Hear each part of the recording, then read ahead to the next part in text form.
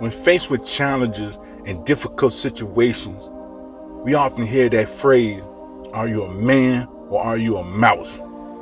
This question may seem odd at first, but it holds a deeper meaning. It speaks to the idea of bravery and courage, and whether one is willing to face their fears or cower away from them. In today's society, the traditional gender role of men being strong and fearless and women being submissive and timid have been challenged and broken. However, the concept of being a man or a mouse still holds weight in terms of one's character and actions. To be a man means more than just being biologically male. It means to possess qualities such as bravery, strength, and resilience. A man is someone who is not afraid to take risks and stand up for what they believe in. They are leaders, protectors, and providers.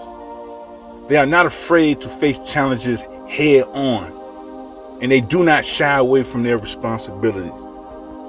On the other hand, to be a mouse implies weakness and timidity. Mice are known for their small size and their tendency to scarcely away at the slightest sign of danger. They are not seen as strong or courageous creatures and are often seen as prey to bigger and more powerful animals. So, when we are asked, "Are you a man or a mouse?" it is essentially asking if we have the courage and determination to face our fears and overcome obstacles, or if we are going to let our fears consume us and prevent us from reaching our full potential.